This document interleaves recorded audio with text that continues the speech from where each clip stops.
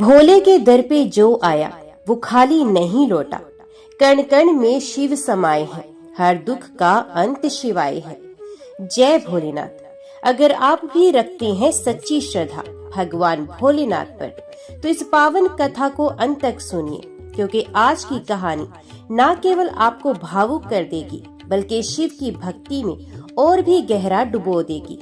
सावन के दूसरे सोमवार की इस व्रत कथा को शुरू करने से पहले वीडियो को लाइक करें, अपने शिव भक्त परिवार जनों के साथ शेयर करें और हमारे चैनल को सब्सक्राइब जरूर करें, ताकि हर सोमवार आपके जीवन में भोलेनाथ का आशीर्वाद बना रहे। तो आइए अब सुनते हैं एक भक्त, एक कस्बा और एक चमत्कारी सोमवार की सच्ची कहानी, जो आपके मन को भक्ति और आंखों को आंसुओं से भर देगी। सावन का महीना था। आसमान में बादल उमड़ घुमड़ रहे थे, हरियाली की चादर धरती को ढक रही थी और गांव-गांव से हर हर महादेव की गूंज उठ रही थी। ये वही समय था जब भक्त अपने अपने मन की आस्था लेकर भोलेनाथ के द्वार खड़े होते हैं, कोई दुख लेकर, कोई आभार लेकर। शिव वो देवता जो केवल जल से प्रसन्न होते हैं, शिव जो रुद्र भी हैं और भोले भी, शिव जिनकी भक्ति कठिन है, बस सच्ची होनी चाहिए। गांव का नाम था शिवपुर, छोटा सा, शांत और हर दिशा में हरियाली से घिरा हुआ। इस गांव में एक निर्धन ब्राह्मण परिवार रहता था।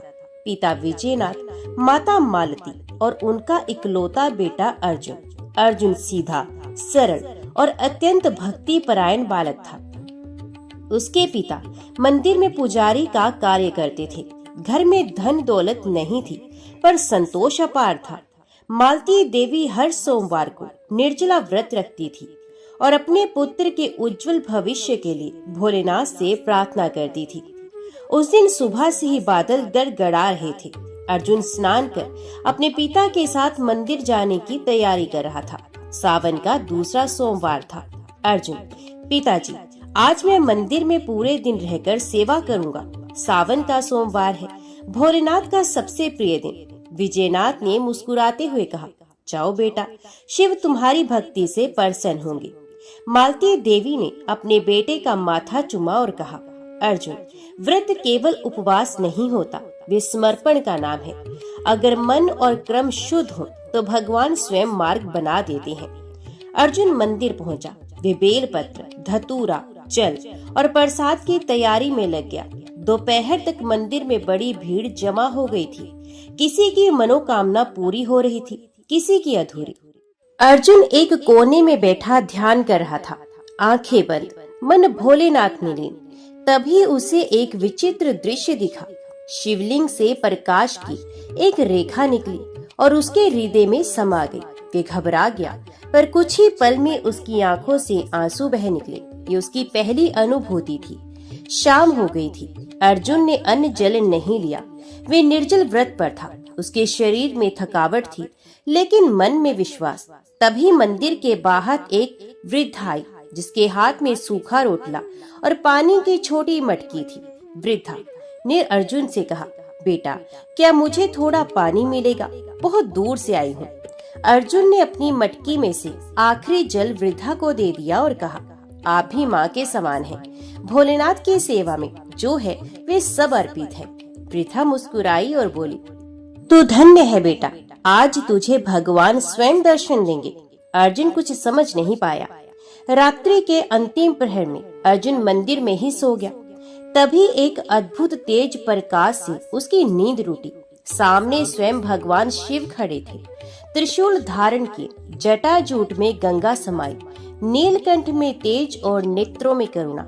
शिव ने अर्जुन से कहा, अर्जुन, तुम्हारी भक्ति ने मुझे बांध लिया है। तुमने सेवा, त्याग और श्रद्धा की परीक्षा उत्तीर्ण की है। मांगो, क्या वर चाहिए? अर्जुन रो पड़ा। वे शिव के चरणों में गिर पड़ा और बोला, भोलेनाथ, मेरे माता पिता सुखी रहें, मेरे गांव में कोई भूखा ना सोए और मुझे इतना ही दो कि मैं हर सोमवार आपके चरणों में रह सकूं। शिव मुस्कुराए और बोले, तथास्तु, आज से तेरे घर में कभी अन्न की कमी नहीं होगी और तू शिव का दूत कहलाएगा।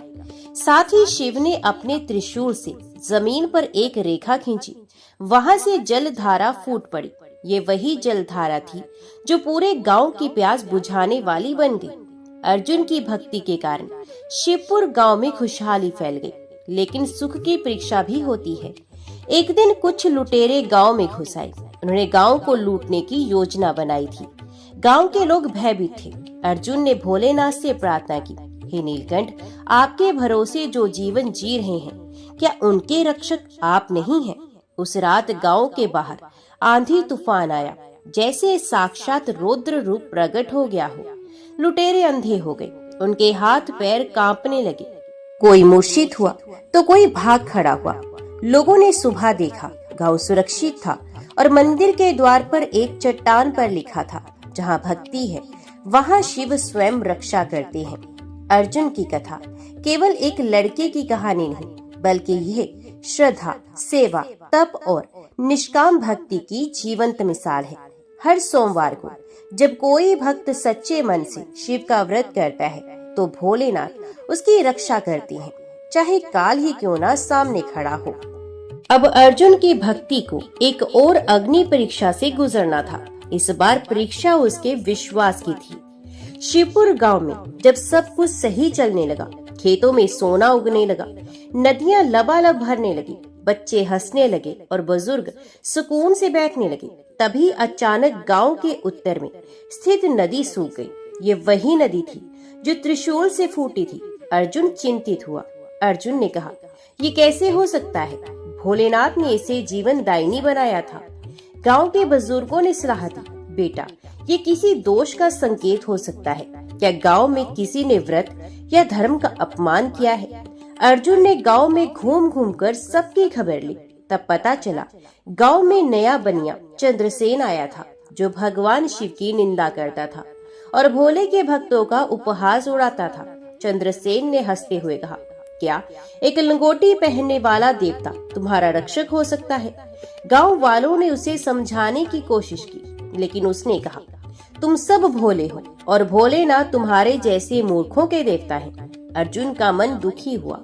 उसने फिर भी शांति से जवाब दिया, तू शिव को नहीं जानता, इसलिए ऐसा कह रहा है।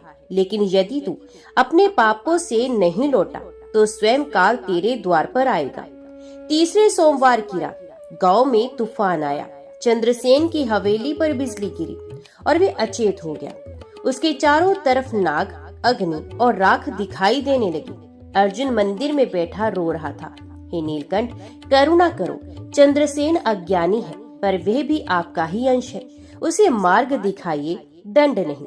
तभी शिवलिंग से प्रकाश निकला और मंदिर के पास खड़ा नागेश्वर महादेव का स्वरूप प्रकट हुआ। उन्होंने कहा, भक्त अर्जुन, तू करुणा का सागर है। तेरी प्रार्थना पर चंद्रसेन को जीवन दान देता हूँ, परंतु उसके हृदय को परिवर्तन तेरे शब्दों से होगा। जब चंद्रसेन को होश आया तो उसने मंदिर के सामने अर्जुन को देखा, जो उसके लिए व्रत और जाप कर रहा था। उसकी आंखों से आंसू बह निकले। चंद्रसेन ने गिड़गिड़ाकर कहा, तू मेरे लिए प्रार्थना कर रहा है, जिसे मैंने अपमानित किया। अर्जुन ने उसका हाथ पकड़ते हुए कहा, भक्ति द्वार सभी के लिए खुले हैं, चाहे वो पापी हो या पुण्य आत्मा।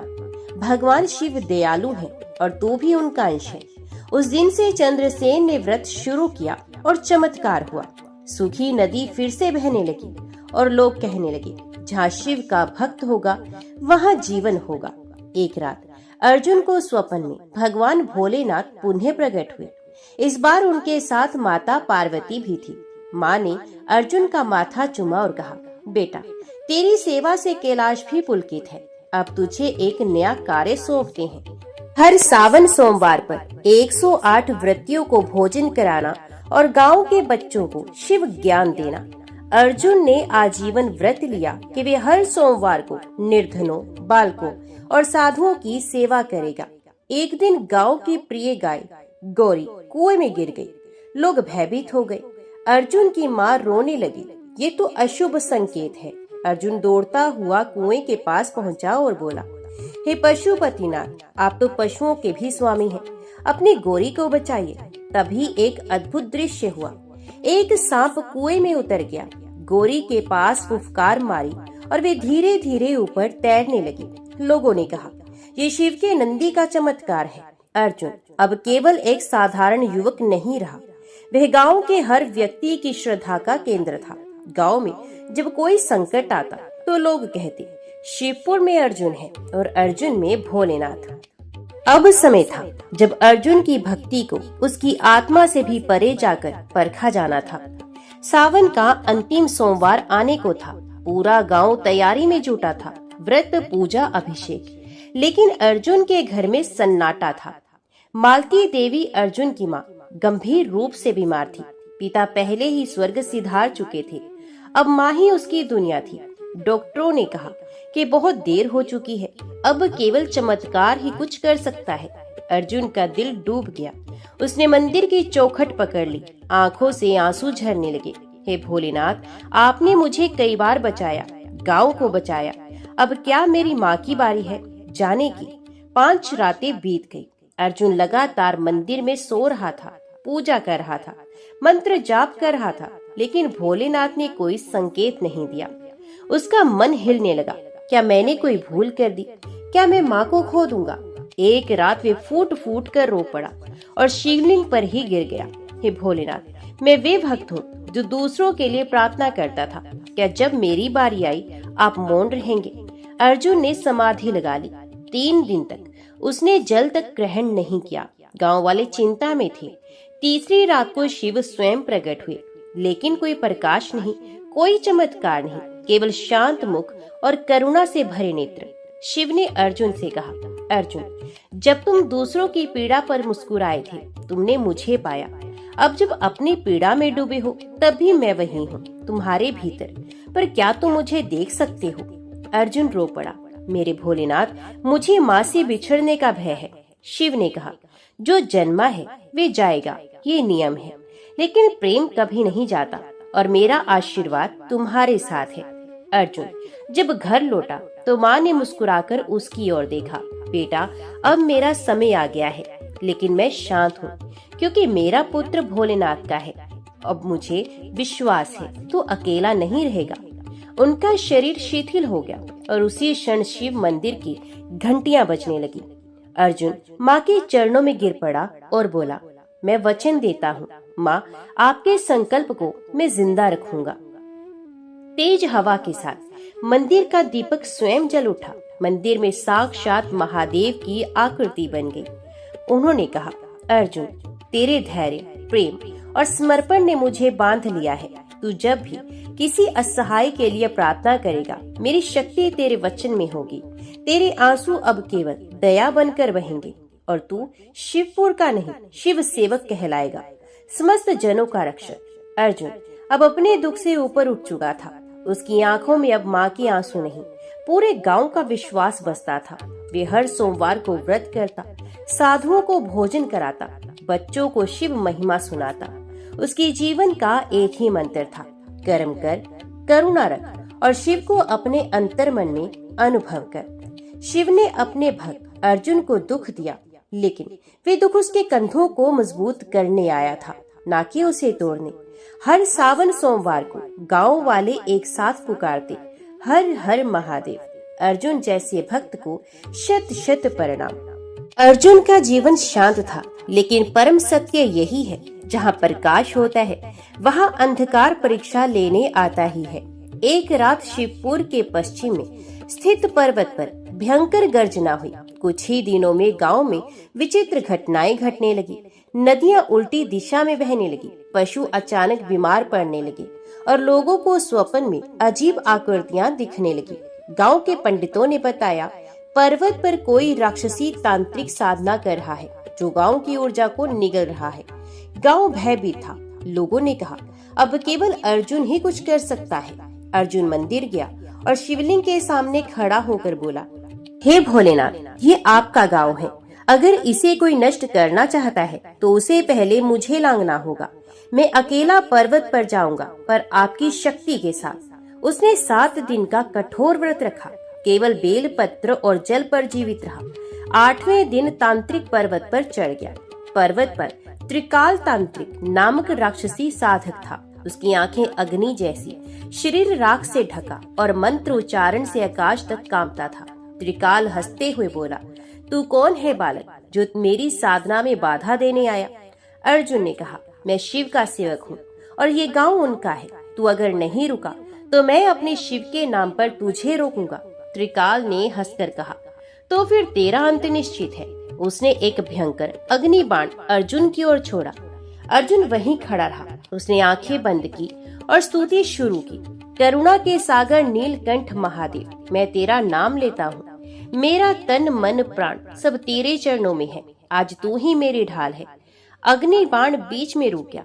एक दिव्य रोशनी से भोलेनाथ का त्रिशूल प्रकट हुआ और अग्नि बाण को नष्ट कर दिया। आकाश से आवाज आई, त्रिकाल, तूने भक्त के हृदय को ललकारा है, अब मेरा रौद्र देख। तभी आकाश फटने जैसा दृश्य हुआ। बादलों से एक विशाल तेजों में आकृति उतरी। जटाजूट में गंगा, तीसरा नेत्र खुला हुआ, हाथों में डमरू, त्रिशूल और कृपा दृष्टि लिए स्वयं भगवान शिव। सारा पर्वत शिव प्रकाश से जगमग हो गया। त्रिकाल ने कांपते हुए कहा, प्रभु क्षमा करो। शिव भगवान बोले, जो भक्त की रक्षा में उठता है वे मेरा स्वरूप बनता है। और अर्जुन की ओर देखकर कहा, तू आज से केवल शिव सेवक नहीं, अब मेरा अंश है। शिव ने अर्जुन के मस्तक पर हाथ रखकर कहा, मैं तुझे अजर अमर तप का वरदान देता हूँ। जब तक इस धरती पर सावन मनाया जाएगा, हर सोमवार को तू अदृश्य रूप में गांव में घूमेगा। जहाँ व्रत होगा वहाँ तू होगा, जहाँ सेवा होगी वहाँ शिव सेवक अर्जुन होगा। और उसी क्षण त्रिकाल भस्म हो गया। पर्वत हरा हो गया। गांव की नदियाँ फिर भर गई। कई वर्ष बीत गए। गांव में ये कथा सुनाई जाती है। हर सावन सोमवार की रात मंदिर में कोई दीपक अपने आप जलता है और बेल पत्र पर किसी ने लिखा होता है, हर हर महादेव, अर्जुन यहाँ था। इस कथा से हमें ये शिक्षा मिलती है, भक्ति में शक्ति है लेकिन त्याग में चमत्कार है। व्रत केवल शरीर का नहीं, हृदय का संकल्प है। भोलेनाथ कभी मौन रहते हैं, लेकिन जब भक्त पुकारता है वे स्वयं उतर आते हैं। अगर आपको ये कथा हृदय को स्पर्श करने वाली लगी तो इसे लाइक, कमेंट और शेयर जरूर करें और हमारे चैनल को सब्सक्राइब भी करें, ताकि हर सोमवार भगवान शिव की कृपा आप तक पहुंचती रहे। हर हर महादेव। जय शिव शंकर त्रिपुरारी महाकाल। जहाँ सब साथ छोड़ देते हैं वहाँ से शिव की कृपा शुरू होती है। भोलेनाथ जो केवल जल से प्रसन्न हो जाते हैं। जब किसी के आंसू उनके द्वार तक पहुँचते हैं तो समय, भाग्य और मृत्यु तक को बदल देते हैं। जय शिव शंकर, जय भोलेनाथ। अगर आप भी सावन सोमवार का व्रत रखते हैं या रखने की सोच रहे हैं तो ये कथा आपको जीवन भर प्रेरणा देगी। वीडियो को लाइक करें, शिव भक्तों के साथ शेयर करें और चैनल को सब्सक्राइब जरूर करें, क्योंकि हर सोमवार भगवान शिव स्वयं आपके जीवन में प्रकाश लाते हैं। अब सुनिए एक ऐसी कन्या की कथा जिसके जीवन की ताड़ना को भोलेनाथ ने अपनी कृपा से तपस्या में बदल दिया। उत्तर भारत के एक अज्ञात कोने में बसा था एक सुंदर पर गरीब गांव, पंचवन। यहाँ की मिट्टी लाल, जंगल घने और हवा में हरियाली की खुशबू थी। गांव की गलियों में एक कन्या खेला करती थी। नाम था पार्वती। उसका नाम सुनकर लगता था जैसे माँ पार्वती की छाया इस कन्या में उतर आई हो, लेकिन उसका जीवन उतना ही कठिन था जितना उसका नाम सुंदर। उसका पिता किसान था, अत्यंत निर्धन। माँ अक्सर बीमार रहती और गांव के लोग उसे अपशगुनी मानते थे, क्योंकि उसके जन्म के दिन गांव में अकाल पड़ा था। एक दिन जब वे केवल 8 वर्ष की थी, उसकी माँ का निधन हो गया। गांव के मंदिर में घंटियां बज रही थी और पार्वती शिवलिंग के पास बैठकर रो रही थी और कह रही थी, भोलेनाथ सब कहते हैं आप त्रिपुरारी हैं, संसार के स्वामी हैं, तो मेरी माँ क्यों चली गई? मंदिर के पुजारी ने उसे देखा और बोला, बेटी, शिव ना केवल मृत्यु के देवता हैं, ये करुणा के भी सागर हैं। तू सोमवार का व्रत रख और अपनी माँ की आत्मा के लिए प्रार्थना कर। एक दिन तू स्वयं देखेगी शिव की कृपा क्या होती है। उस दिन से पार्वती ने हर सोमवार निर्जला व्रत करना शुरू कर दिया। पार्वती बड़ी हो रही थी, लेकिन जीवन की कठिनाइयां और बढ़ती गई। पिता के खेत पर सूखा पड़ा, खाने को अन्न नहीं था। गांव में लोग उसे ताना देते, ये लड़की जहाँ जाती है वहाँ मुसीबत आती है, लेकिन वे फिर भी मंदिर में जल चढ़ाती, बेलपत्र अर्पित करती और केवल शिव को देखती। भोलेनाथ, मुझे कुछ मत दो, पर मेरी पुकार को अनसुना तो मत करो। सावन आया, पूरे गांव में पूजा, उत्सव और हर हर महादेव की गूंज थी। पार्वती भी व्रत रखे हुए थी, लेकिन उस दिन बहुत तेज बारिश हुई। मंदिर की छत गिर पड़ी और वह उसके नीचे दब गई। गांव वाले डर गए। शिव ने शाप दे दिया है। लेकिन जब लोगों ने मलबा हटाया तो पार्वती के चारों ओर जल बह रहा था, पर उसके शरीर को एक बेलपत्र और एक नाग ने ढक रखा था। वे बेहोश थी पर जीवित थी। पार्वती 3 दिन तक अचेत रही। चौथे दिन उसने पुजारी को बताया, मैंने स्वप्न में देखा, एक ज्योति प्रकट हुई। एक त्रिशूलधारी पुरुष ने मुझसे कहा, बेटी, मैं तुम्हारी पुकार सुन रहा हूँ। जब तू सच्ची पुकार करेगी, मैं स्वयं तेरे सम्मुख उतरूंगा।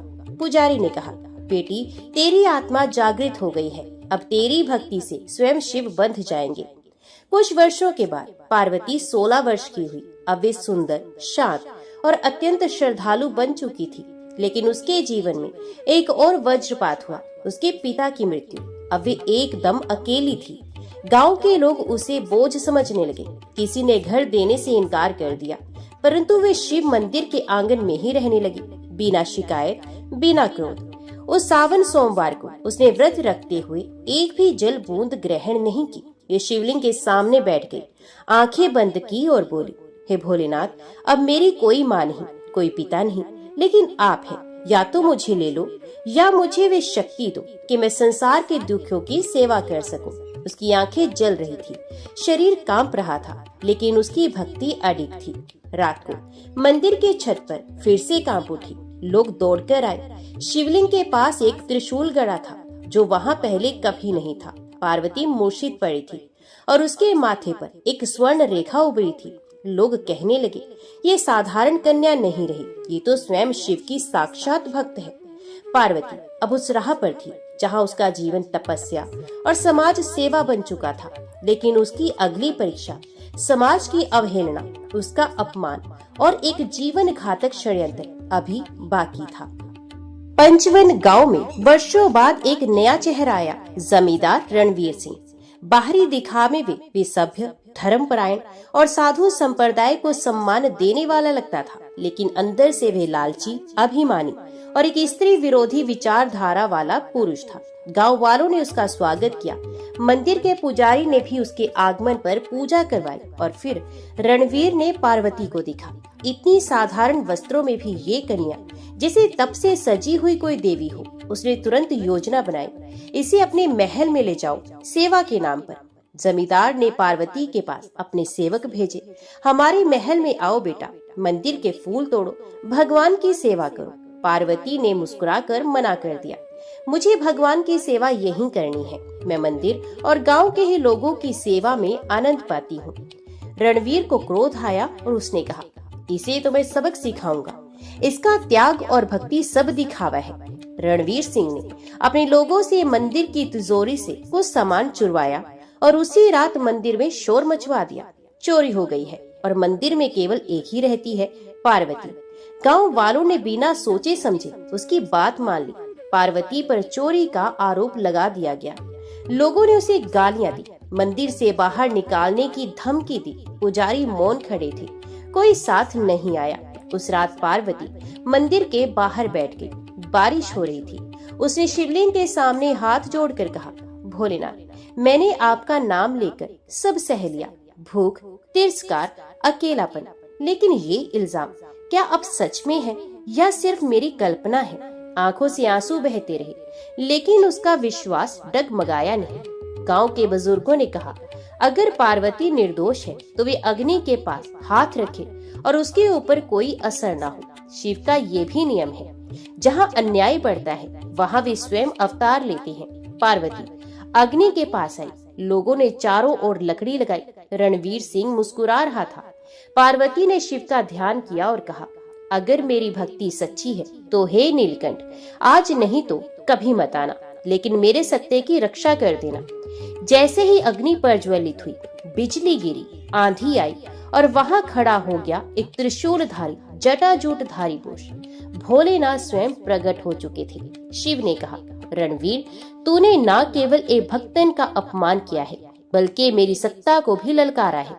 तू समझता है कि पद और धन से सत्य को मिटा देगा। शिव ने त्रिशूल उठाया। रणवीर कांपने लगा, गिर पड़ा। पार्वती के चारों ओर अग्नि शांत हो गई। उसका शरीर न केवल सुरक्षित था, बल्कि उसके चारों ओर तेज प्रकाश फैल गया। रणवीर अंधा हो गया और गांव से भाग गया। गांव वालों ने पश्चाताप किया। पुजारी रो पड़े। लोगों ने पार्वती के चरणों में गिरकर माफी मांगी। पार्वती ने किसी को दोष नहीं दिया। बोली, मेरे शिव सबके हैं, जो चाहे जब चाहे सच्चे मन से पुकारे वे उत्तर देते हैं। मैं केवल एक माध्यम हूँ। इसके बाद पार्वती ने गांव के बच्चों को पढ़ाना शुरू किया, स्त्रियों को आत्मनिर्भर बनाना सिखाया, वृद्धों के लिए एक छोटा सा आश्रम बनवा दिया। हर सोमवार को मंदिर में महाशिव आरती होती और पार्वती उसका नेतृत्व करती। लोग दूर दूर से आने लगे। गांव का नाम अब पंचवन तीर्थ रखा गया। वक्त बीता। अब पंचवन तीर्थ एक प्रसिद्ध तीर्थ स्थल बन चुका था। पार्वती अब माता जी कहलाई जाने लगी, लेकिन उनके मन में अभी भी एक प्रश्न गूंजता था। भोलेनाथ, आपने मुझे जीवन दिया, सम्मान दिया, पर क्या मेरा जीवन सिर्फ सेवा के लिए है? क्या मुझे कभी अपना परिवार मिलेगा या नहीं? एक सावन सोमवार की सुबह मंदिर के द्वार पर एक नवजात बालक मिला। सिर्फ एक छोटा सा पत्र साथ में था। माफ करना, मैं मां नहीं बन सकी, पर ये बालक आपका हो सकता है। इसका नाम शंभू रखना। शायद ये भगवान शिव का अंश हो। पार्वती ने उस बालक को उठाया। आंसू बह रहे थे। शिव की कृपा, अब मेरे जीवन का नया अध्याय शुरू हुआ है। शंभू बड़ा हुआ। उसकी आंखों में करुणा थी, माथे पर शांत तेज। पार्वती उससे हर सोमवार व्रत करवाती और शिव की महिमा सुनाती। ये बालक अद्भुत था। किसी साधु को देख बिना कहे जल दे देता, पशुओं से बात करता, और जब शिवलिंग के आगे बैठता मंदिर की घंटियां अपने आप बजती। गांव वाले कहते, यह कोई साधारण बालक नहीं है, ये स्वयं शिव का अंश है। एक दिन एक साधु आया, वृद्ध और गंभीर। उसने कहा, माता जी, इस बालक को मेरे साथ भेज दो। इसकी साधना अधूरी है। ये शिव का अंश है। इसकी अग्नि में तपस्या जरूरी है। पार्वती कांप उठी और उसने कहा, मैंने उसे पाया है जैसे शिव ने मुझे दिया हो। मैं कैसे ही उसे छोड़ दूं? साधु बोला, त्याग ही शिव की सच्ची सेवा है। माँ बनने के बाद भी यदि शिव के लिए समर्पण है तो ये परीक्षा पार करो।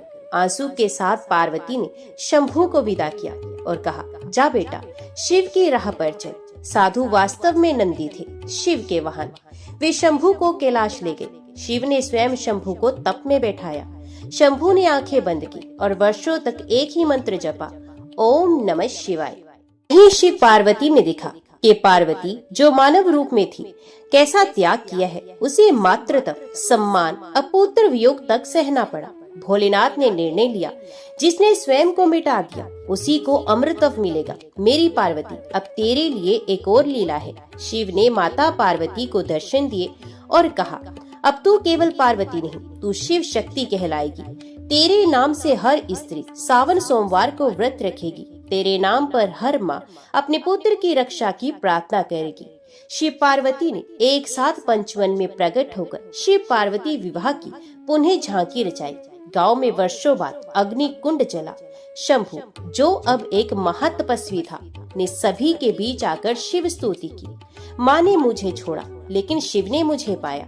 अब मैं सबकी सेवा में रहूंगा, एक सन्यासी बनकर। अब सावन सोमवार की परंपरा पूरे भारत में फैल गई। हर स्त्री, हर कन्या, हर भक्त पति की लंबी उम्र के लिए, सच्चे प्रेम के लिए, संतान सुख के लिए और त्याग, सेवा, प्रेम और भक्ति के लिए सावन सोमवार का व्रत करती हैं। पंचवन अब तीर्थ बन चुका था, लेकिन एक दिन एक अघोरी साधु आया। उसने गांव वालों को चेतावनी दी, दक्षिण दिशा से काल आने वाला है, रक्त बहेगा, आंधी उठेगी, ये भूमि परीक्षा स्थल बनेगी। जो सच्चे शिव भक्त होंगे वही बचेंगे। गांव में भय फैल गया, लेकिन पार्वती शांत थी। जहाँ शिव है वहाँ डर नहीं, सिर्फ श्रद्धा चाहिए। सावन का अंतिम सोमवार था। गांव के दक्षिण में एक भयानक तूफान उठा। जंगलों में आताताई लुटेरों का झुंड आया।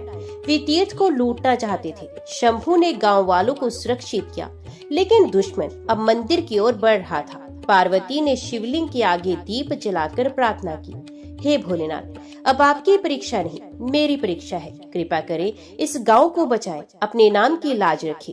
शिव मौन थे, पर जब लुटेरों ने मंदिर के शिवलिंग पर वार किया, शिव के त्रिनेत्र खुल गए। अचानक आकाश गड़गड़ाया और शिवलिंग से प्रचंड प्रकाश निकला। शिव ने अपना काल भैरव रूप लिया, आंखों में आग, हाथ में त्रिशूल, कंठ में सर्प और जटा में जल की धारा। उनके दर्शन मात्र से शत्रु भयभीत होकर गिर पड़े। जो शिव को मिटाने चला वो स्वयं मिट गया। शंभु और गांव वाले नतमस्तक हो गए। पार्वती की आंखों में आंसू थे, लेकिन चेहरे पर तेज था। भोलेनाथ, आपने एक बार फिर अपने भक्तों की रक्षा की। शिव ने धीरे से कहा, सावन का व्रत सिर्फ परंपरा नहीं, शक्ति है। जो भक्त सच्चे मन से मेरी उपासना करते हैं, उनके संकट मैं स्वयं हरता हूँ। काल भैरव रूप शांत हुआ और शिव अपने सौम्य स्वरूप में लौटे। उन्होंने पार्वती का हाथ थामा और सारे गांव को आशीर्वाद दिया। ये भूमि अब शिवधाम कहलाएगी। जो यहाँ सावन सोमवार का व्रत करेगा, उसे पार्वती का स्नेह और मेरी कृपा दोनों मिलेंगी। वर्षों बीत गए। पंचवन तीर्थ की महिमा देश विदेश तक फैल गई। लोग दूर दूर से सावन में वहां आते। किसी को संतान सुख चाहिए होता, किसी को वैवाहिक सुख, किसी को केवल भगवान का दर्शन, और हर एक को मिलता शिव का आशीर्वाद। पार्वती अब वृद्ध हो चली थी। शंभू ने आश्रम को संभाल लिया था। एक शाम पार्वती ने शिवलिंग के सामने आखिरी बार दीप जलाया और कहा, हे शिव, आपने मुझे शून्य से पूर्ण बनाया, स्त्री से माता, माता से देवी और देवी से शक्ति। मेरी यह अंतिम सांस भी आपकी है। और वहीं उनकी आत्मा शिव के स्वरूप में विलीन हो गई। सावन सोमवार का व्रत सिर्फ एक पूजा नहीं, यह एक यात्रा है आत्मा से परमात्मा की। ये श्रद्धा है, समर्पण है और प्रेम है। यदि ये कथा आपके हृदय को छू गई हो तो लाइक करें, कमेंट करें हर हर महादेव और शेयर करें उन सब भक्त जनों को जो शिव से जुड़ना चाहते हैं। और सब्सक्राइब करें हमारे YouTube चैनल को, जहां आपको मिलेंगी और भी ऐसी प्रेरणादायक, चमत्कारी और भक्तिपूर्ण कथाएं। ओम नमः शिवाय, हर हर महादेव, जय शिव शंकर, हे त्रिपुरारी, नीलकंठ महादेव की जय। जब कोई भी नहीं सुनता तब महादेव सुनते हैं। अगर ये कथा आपके हृदय को छू जाए तो लाइक करें, कमेंट करें हर हर महादेव और सब्सक्राइब जरूर करें। प्रस्तुत है एक भावनात्मक, अद्भुत और चमत्कारी कथा। एक अनाथ बच्ची की पुकार पर स्वयं भोलेनाथ कैसे प्रकट हुए। बहुत समय पहले की बात है। उत्तराखंड के केदारपुर गांव में एक दंपत्ति रहती थी, शिवराम और सावित्री।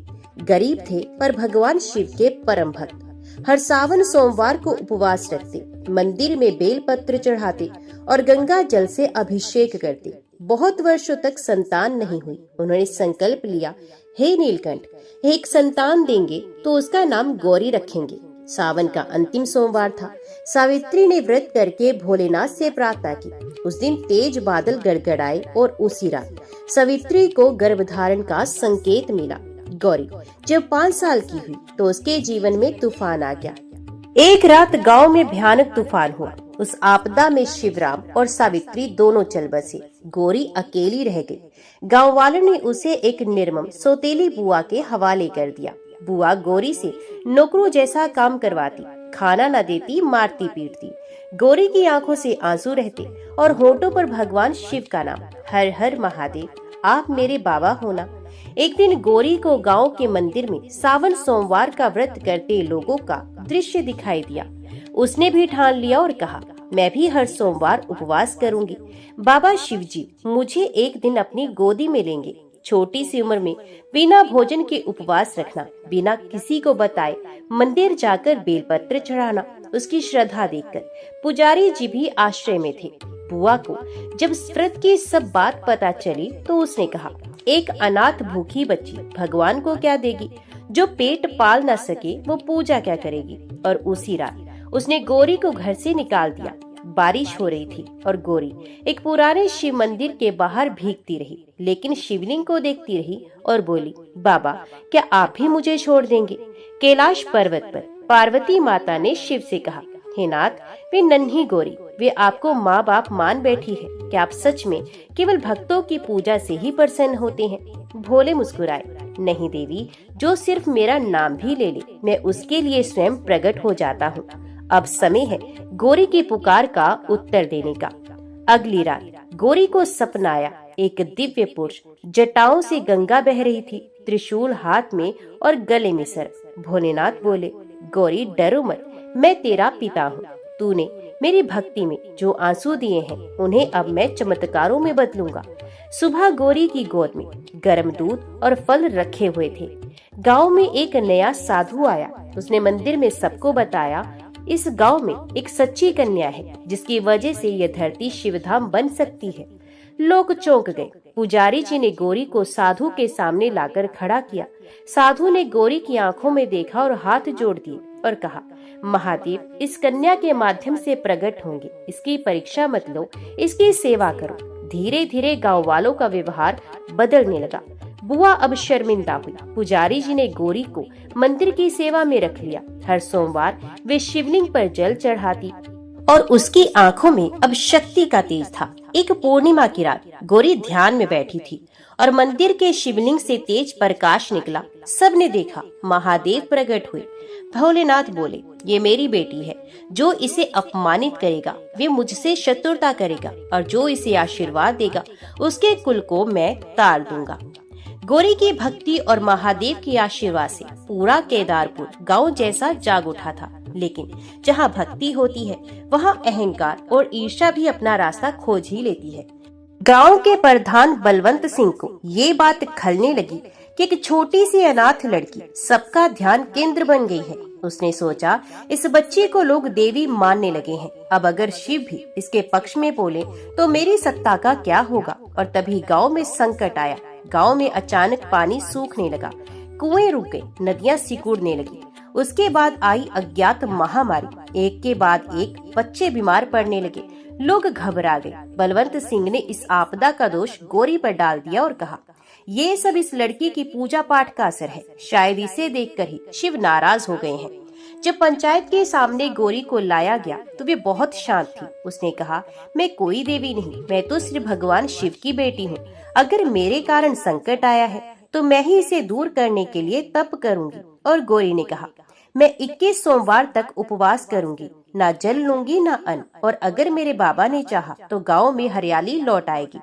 गौरी ने मंदिर में रहकर व्रत शुरू किया। हर सोमवार बेलपत्र चढ़ाती, गंगा जल लाकर शिवलिंग का अभिषेक करती। उसकी हालत कमजोर होती जा रही थी, शरीर सूखने लगा, आंखें गहराती गई, पर चेहरा तेज में हो गया था। पुजारी जी, गांव के बुजुर्ग, सब ने देखा कि वह कोई साधारण बच्ची नहीं थी। 19वां सोमवार आया। गौरी अब चल नहीं सकती थी, लेकिन जैसे ही मंदिर की घंटी बजी वे घुटनों के बल रेंगती हुई शिवलिंग तक पहुंची और बोली, बाबा मेरा शरीर अब थक गया है, पर मेरे गांव को बचा लो, वे सब आपके हैं। और वे बेहोश होकर गिर पड़ी। आकाश में बिजली कड़की, पूरा गांव गूंज उठा, बोल बम बोल बम। शिवलिंग से एक प्रकाश निकला और सबने देखा, महादेव तांडव मुद्रा में प्रकट हुए। गौरी के तप ने मुझे बांध लिया है, मैं उसके प्रेम से अभिभूत हूँ। अब ये गांव मेरा है और जो इसे कष्ट देगा वे शिव के रौद्र को झेलेगा, शिव ने कहा। शिव ने त्रिशूल उठाया और आकाश की ओर फेंका। बिजली चमकी और तेज बारिश शुरू हो गई। सूखे कुएं भर गए, बीमार बच्चे स्वस्थ होने लगे, गांव में हरियाली लौट आई। लोगों ने रोते हुए गौरी को उठाया, वे मुस्कुरा रही थी। महादेव ने घोषणा की, गौरी अब मेरी गोद में है, वे इस गांव की रक्षक होगी और हर सावन सोमवार को इसकी कथा कहने से 100 पीढ़ियां पावन हो जाएंगी। गांव वालों ने बलवंत सिंह को गांव से निकाल दिया। मंदिर में गौरी की एक प्रतिमा बनाएगी, शिव कन्या गौरी माता के नाम से। हर वर्ष सावन सोमवार को लोग वहां व्रत करते, बेलपत्र चढ़ाते और गौरी की कथा सुनते। आज भी जो भी गौरी माता की कथा सुनकर सच्चे मन से व्रत करता है, उसे अपने जीवन में चमत्कारिक परिवर्तन देखने को मिलता है। महादेव की कृपा से गौरी स्वस्थ हो चुकी थी। अब वे अकेली नहीं रही, पूरा गांव उसकी सेवा करता था। छोटे बच्चे उसे गोरी दीदी, वृद्ध उसे गोरी माई कहते। गोरी अब सुबह उठकर सबसे पहले शिवलिंग पर बेलपत्र चढ़ाती, फिर गांव के बच्चों को पढ़ाना, बीमारों को औषधि देना और भूखों को खाना खिलाना, यही उसकी दिनचर्या बन गई। अब हर सावन सोमवार को मंदिर में कुछ न कुछ चमत्कार होने लगा। कभी किसी अंधे को दृष्टि मिलती, कभी अपाहिज अपने पैरों पर खड़ा हो जाता। लोग कहते, गौरी माता के दर्शन मात्र से ही जीवन सुधर जाता है। ये शिव जी की कृपा है। गौरी के माध्यम से एक दिन दूर दराज से एक अंग्रेज व्यक्ति गांव में आया। वह एक खोज करता था जो भारत की आध्यात्मिकता को समझना चाहता था। गौरी से मिला और उसने कहा, मैंने पूरी दुनिया घूमी लेकिन ऐसा तेज कहीं नहीं देखा। तुम्हें शिव का रूप है। गौरी ने मुस्कुराकर कहा, मैं कुछ नहीं, सब मेरे बाबा की महिमा है। एक रात गौरी को सपना आया। एक आकाशवाणी हुई और बोली, गौरी, अब तुझे अंतिम परीक्षा से गुजरना होगा। एक ऐसा संकट आएगा जहां तुझे स्वयं को अर्पण करना होगा। सुबह होते ही गांव में खबर फैली, पास के जंगलों में अघोरी तांत्रिक ने डेरा जमाया है। उसने कहा, इस गांव में कोई ऐसी कन्या है जिसके पास दिव्य शक्ति है। अगर वे मुझे ना दी गई तो मैं गांव को भस्म कर दूंगा। गांव वाले डर गए। वे दौड़कर गौरी के पास आए, लेकिन गौरी ने सबको शांत किया और कहा, मैं नहीं चाहती मेरे कारण कोई भी हानि हो। अगर किसी को जाना ही है तो वे मैं ही हूँ, लेकिन मैं डरूंगी नहीं क्योंकि मेरे बाबा मेरे साथ हैं। गौरी अकेली उस तांत्रिक के पास पहुंची। तांत्रिक हंसते हुए बोला, तेरे अंदर शक्ति है, अब मैं तुझे अपने अधीन करूंगा। उसने अपने माया जाल से गौरी को बांध दिया, मंत्रों का उच्चारण किया, लेकिन तभी पूरे जंगल में भयंकर तांडव की आवाज गूंजने लगी। बिजली कड़की, आकाश से त्रिशूल गिरा और तांत्रिक के पास भूमि फट गई। वहीं प्रकट हुए महादेव रौद्र रूप में और बोले, तू मेरी बेटी को छूना चाहता है, अब शिव का क्रोध तुझे भस्म कर देगा। त्रिशूल उठाया और तांत्रिक को वहीं भस्म कर दिया। महादेव ने गौरी को अपने चरणों में उठाया और कहा, गौरी, तू केवल मेरी बेटी नहीं, तू अब इस लोक की भी माता बन चुकी है। तेरे नाम से लोग श्रद्धा करेंगे और हर सावन सोमवार को जो तेरी कथा सुनेगा वे मोक्ष पाएगा। गौरी ने महादेव से प्रार्थना की, बाबा, इस मंदिर को इतना शक्तिशाली बना दो कि कोई भी दुखी यहाँ आकर आश्रय पा सके। महादेव ने वहाँ पर अपनी एक ज्योतिर्लिंग स्थापना की। उस ज्योतिर्लिंग का नाम रखा गया गौरी शंकर महादेव। आज भी उस मंदिर में हर सावन सोमवार को लाखों श्रद्धालु आते हैं, गौरी की मूर्ति के सामने दीप जलाते हैं और कहते हैं, गौरी माता की जय, शिव शंभू की जय। अब गौरी की ख्याति हर गांव में फैल चुकी थी। जहां जहां रोग, भूख या पीड़ा थी, लोग कहते, गौरी माता के मंदिर चलो। गौरी ने मंदिर के पास अन्न क्षेत्र, औषधालय और पाठशाला बनवाई। गांव के हर बच्चे को निशुल्क शिक्षा, हर गरीब को भोजन और दवा मिलने लगी। एक दिन गौरी मंदिर की सीढ़ियों पर बैठी थी, तभी उसे भीतर एक आवाज आई, गौरी, अब समय आ गया है, अपने बाबा के पास लौट चलो। गौरी ने मुस्कुराकर आकाश की ओर देखा, फिर मंदिर के पुजारी को बुलाकर कहा, पुजारी बाबा, मेरी एक विनती है, अब मैं जा रही हूँ, तो इस मंदिर को कभी खाली मत होने देना। हर सावन सोमवार को व्रत और कथा अनिवार्य रूप से होनी चाहिए। सावन का अंतिम सोमवार था। गौरी ने सुबह जल्दी उठकर शिवलिंग पर जल चढ़ाया, फिर ध्यान मगन होकर बैठ गई और वहीं उसकी आत्मा शिव में विलीन हो गई। एक दिव्य प्रकाश मंदिर में फैल गया। लोग कहते हैं, उस दिन मंदिर के घंटों ने अपने आप 108 बार घन घनाकर महादेव की गाथा गाई। गौरी के देह त्याग के बाद मंदिर में सांझ के समय एक दिव्य आकाशवाणी गूंजी और बोली, जो भी भक्त इस मंदिर में सावन सोमवार को व्रत रखकर गौरी की कथा सुनेगा और शिवलिंग पर जल चढ़ाएगा, उसके सभी पाप कट जाएंगे, उसे संतान, धन, आरोग्य और मोक्ष सब मिलेगा। समय बीता। गौरी के मंदिर पर अब सैकड़ों सेवक कार्य करने लगे। हर सोमवार को विशेष कथा होती, भंडारे लगते और गरीबों की सेवा होती। हर भक्त कहता, ये मंदिर केवल शिव का नहीं बल्कि शिव की बेटी गौरी की आत्मा से जुड़ा है। इस मंदिर के नाम पर अब हर साल गांव की हर कन्या को रक्षाबंधन के दिन रक्षा सूत्र बांधा जाता है। कोई भी लड़की अगर संकट में हो तो मंदिर के पुजारी शिवलिंग पर विशेष पूजा करते और चमत्कारिक रूप से उसका संकट कट जाता। गौरी की कथा अब देश भर में फैल गई थी। लोग सावन सोमवार का व्रत अब केवल शिव के लिए नहीं बल्कि शिवपुत्री गौरी की स्मृति में भी करने लगे। हर वर्ष कथा सुनते समय लोग भाव विभोर होकर कहते, हे गौरी माता, जैसा आपने सहा वैसा कोई न सहे, लेकिन जैसी भक्ति आपकी थी वैसी हमें भी दे दो। कथा के अनुसार एक बार एक वृद्धा मंदिर में आई। उसके साथ एक वृद्ध पुरुष भी था। दोनों ने मंदिर की साफ सफाई की, बेलपत्र चढ़ाया और अंत में शिवलिंग को नमन कर अदृश्य हो गए। लोग कहते हैं वो शिव और पार्वती स्वयं थे, जो अपनी पुत्री की सेवा से प्रसन्न होकर दर्शन देने आए थे। एक बार एक युवक मंदिर में आया जो जीवन से हार गया था। उसने कथा सुनी, व्रत रखा और रात को गौरी माता ने स्वप्न में उसे दर्शन दिए और कहा, बेटा, जीवन संघर्ष है लेकिन तेरा बाबा तेरे साथ है। उठ, कर्म कर, विश्वास रख। आज वह युवक एक सफल चिकित्सक है और हर साल सावन सोमवार को इस मंदिर में सेवा करता है। ये कहानी हमें सिखाती है कि हर बेटी गौरी बन सकती है अगर उसे प्रेम, सुरक्षा और संस्कार मिले। हर भक्त को मोक्ष मिल सकता है अगर वे शिव की सच्ची भक्ति करे। हर सावन सोमवार ये कथा हृदय में नई ऊर्जा भरती है।